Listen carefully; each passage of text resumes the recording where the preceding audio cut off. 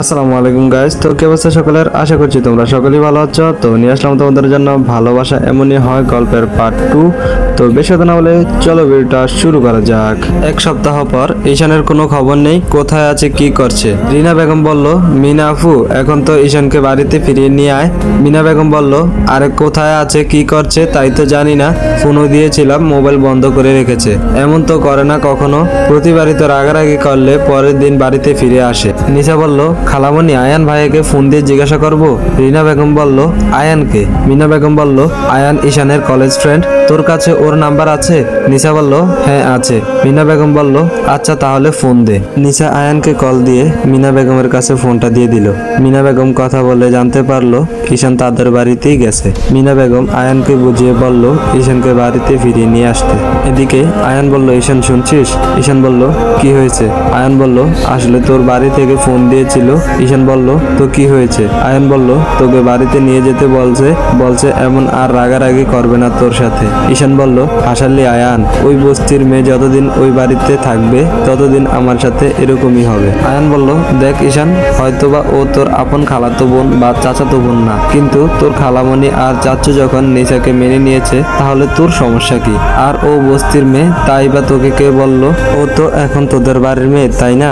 ঈশান বলল, উফ আয়ান, একটু চুপ করবি? ও আমার বোন না, ও হলো একটা বস্তির মেয়ে। আয়ান বলল, আচ্ছা আচ্ছা, বস্তির মেয়ে ঠিক আছে।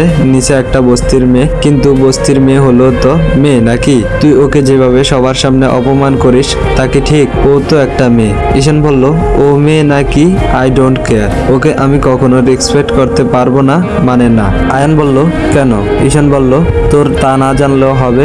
আয়ান বলল, দেখ ঈশান, কি হয়েছে আমায় বল। আমি যতদূর জানি তুই আর যাই করিস মেয়েদের অসম্মান করিস না, তাহলে আজ কেন? ঈশান বলল, উফ আয়ান, তুই এত প্রশ্ন করছিস কেন? তোর বাড়িতে থাকছি বলে কি তোর প্রবলেম হচ্ছে? তাহলে বল, আমি চলে যাই। আয়ান বলল, আরে প্রবলেম হবে কেন?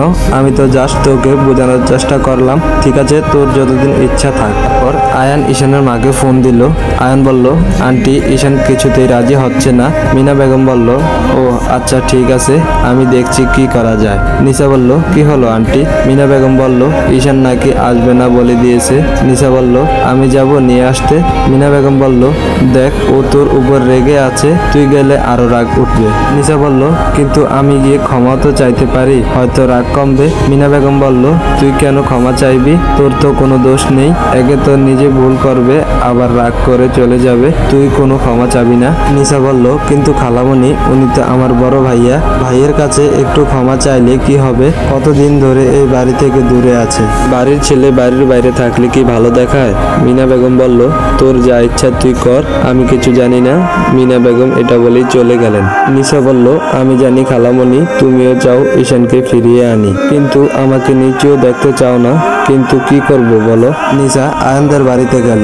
আয়ান বলল, ঈশান দেখ কে এসেছে। ঈশান রাগে একটা লুক নিয়ে বলল, তুই এখানে কেন এসেছিস? নিশা বলল, ভাইয়া আসলে আমি। ঈশান বলল, তুই কি চাস এখানেও আমি না থাকি? নিশা বলল, না ভাইয়া, আসলে আমি তোমার কাছে ক্ষমা চাইতে এসেছি। ঈশান বলল, তুই আমার কাছে ক্ষমা চাইবি আর আমি ক্ষমা করে দিব, তা ভাবলি কিভাবে? নিশা বলল, ভাইয়া যা হয়ে গেছে ভুলে যাই, আমি ক্ষমা চাইছি। আসলে ওই সময় এত বাজে কথা বলছিল সবাই, তাই রাগটা কন্ট্রোল করতে পারিনি। ঈশান বলল, বলা শেষ, এখন আসতে পারিস। নিশা বলল, ভাইয়া প্লিজ চলো না, খালামণি তোমাকে খুব মিস করছে। ঈশান চিৎকার করে বলল, তুই যাবি এখান থেকে? নিশা ভয় পেয়ে যায়, তাই চলে যায়। আয়ান বলল, এখন বেশি হয়ে যাচ্ছে না ঈশান, মেয়েটা তোকে সরি বলেছে, তবুও তুই রাগ করে থাকবি? ঈশান বলল, আই ডোন্ট কেয়ার। আয়ান বলল, ঈশান প্লিজ দেখ, এতে ওর কোনো দোষ ছিল না, ওর জায়গায় অন্য কোনো মেয়ে থাকলে আরো বেশি রিয়েক্ট করতো ঈশান, সেই তুলনায় ও খুব কম রিয়েক্ট করেছে।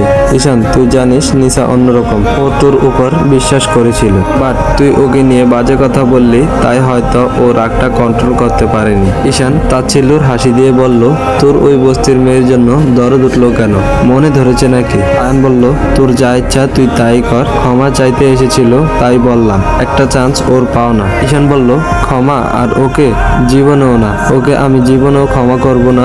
শুধু বস্তির হলে একটা কথা ছিল, কিন্তু একজন খুনিকে আমি এত সহজে ক্ষমা করব না, কিছুতেই না। আয়ান বলল, কি বলছিস এসব? কে খুনি? নিশা কাকে খুন করেছে? ঈশান বলল, আমার বাবাকে খুন করেছে নিশা, বুঝেছিস? আমার বাবাকে। আয়ান বলল, কিন্তু আঙ্কেল তো কার অ্যাক্সিডেন্টে মারা গিয়েছিল, তাই না? ঈশান বলল, হ্যাঁ, নিশাকে বাঁচাতে গিয়ে আমার বাবা নিজে গাড়ির নিচে পড়ে যায়। তো তুই বল দোষটা কার? অবশ্যই নিশার। যদি ও রাস্তার মাঝখানে গিয়ে না দাঁড়িয়ে থাকতো তাহলে এই অ্যাক্সিডেন্টটা হতো না। আয়ান বলল, কিন্তু ঈশান, এতে তো নিশার কোনো দোষ নেই, ও তো ইচ্ছে করে এসব করেনি। আয়ান বলল, ইচ্ছে করেই করেছে, ও এসব ইচ্ছে করেই করেছে।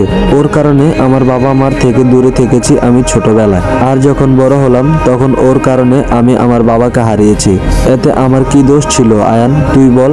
ওর কারণে আমি আমার বাবাকে হারালাম, আমার শৈশব একলা কাটালাম। আয়ান বলল, দেখ, যা হয়ে গেছে তাতে নিশার কোনো দোষ ছিল না। তুই ছোট থেকেই নিশাকে সহ্য করতে পারতি না, তাই তোর বাবা মা তোকে বিদেশে পাঠিয়েছিল লেখাপড়ার জন্য। আর আঙ্কেলের অ্যাক্সিডেন্টটা জাস্ট একটা দুর্ঘটনা। নিশাকে বাঁচাতে গিয়ে আঙ্কেল মারা গেছেন।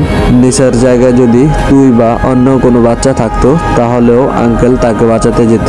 আর তাছাড়াও হয়তো আল্লাহ আঙ্কেলের এভাবে মৃত্যু লিখে রেখেছিল, তাই বলে তুই নিশাকে দোষ দিবি? ঈশান বলল, কিন্তু এতে আমার কি দোষ ছিল আয়ান? আমি কেন সব হারালাম? আয়ান বলল, হয়তো এটা তোর ভাগ্যে ছিল। আর দেখ ঈশান, নিশা ছোটবেলা থেকে এতিম। তোর পরিবারে আসার পর ও আপন কিছু লোক পেয়েছে। যদি তুই ওর আপন হয়েও এমন করিস তাহলে তো মন খারাপ হবেই, তাই না? আর ওর সাথে তোর নিজের পরিবারের মানুষরাও যুক্ত আছে। তুই যদি নিশার সাথে খারাপ বিহেভ করিস তাহলে তোর মা, খালামণি ওরাও কষ্ট পাবে। আর তুই তো জানিস নিশা বরাবরই চুপচাপ। তোর অপমানে যে ও কতটা কষ্ট পায় তা তো তুই জানিসই, তবুও কখনো মুখ খুলে বলে না, সব সময় চুপচাপ সহ্য করে। কিন্তু পার্টির দিন একটু তুই বেশি করেছিলি। ঈশান বলল, আমি ওই ব্যাপারে কথা বলতে চাই না, তুই এখন যা। আয়ান বলল, ওকে, তোর ইচ্ছা, আমার কথাগুলো ভেবে দেখিস। আয়ান এটা বলেই বেরিয়ে গেল রুম থেকে। দুপুরে আয়ান যখন ঈশানকে খাওয়ার জন্য রাখতে গেল, গিয়ে দেখতে পেল ঈশান রেডি হচ্ছে। আয়ান বলল, কিরে কোথায় যাবি? ঈশান বলল, হ্যাঁ। আয়ান বলল, এখন কোথায় যাবি? আগে খেয়ে নে। ঈশান বলল, I am going to home. Ayan চমকে গিয়ে বলল, কি, সত্যি তুই বাড়িতে যাচ্ছিস? ঈশান বলল, আসলে তোর কথাগুলো ভেবে দেখলাম, সত্যি নিশার কোনো দোষ ছিল না, হয়তো এগুলো আমার ভাগ্যে লেখা ছিল। আমি নিজের ভুল বুঝতে পেরেছি। আয়ান বলল, তাহলে তো ভালোই, কিন্তু এখন চলে যাবি? দুপুরে খেয়ে যা। ঈশান বলল, না, এখন আর খাবো না, একদম বাড়িতে গিয়েই খাবো। কবে থেকে বাড়িতে যাই না। আমি যাই, টাটা, কালকে কলেজে দেখা হবে। আয়ান বলল, আচ্ছা ঠিক আছে। ঈশান বেরিয়ে গেল। আয়ান বলল, এই ছেলেকে সত্যি বোঝার উপায় নাই, হঠাৎ করে সব পাল্টে গেল। থাক, যাই হোক, নিজের ভুল বুঝতে পেরেছে, এটাই অনেক। বাড়িতে কলিং বেলের আওয়াজ শুনে নিশা এসে দরজা খুলে দিল। আর দরজা খুলেই অবাক, হা করে তাকিয়ে আছে। ঈশান বলল, কি হলো, তাকিয়ে আছিস কেন? এ কয়দিনই কি আমার চেহারা ভুলে গেছিস, নাকি বাড়িতে ঢুকতে দিবি না, কোনটা? তো গাইজ, আজকের ভিডিও পর্যন্তই। যদি ভিডিওটা ভালো লাগে তাহলে অবশ্যই লাইক, কমেন্ট এন্ড শেয়ার করে দিবে। আর যারা চ্যানেলে নতুন আছে তারা অবশ্যই চ্যানেলটা সাবস্ক্রাইব করে দিবে। আজকের মতো এখানে বিদায় নিচ্ছি। আল্লাহ হাফেজ গাইজ।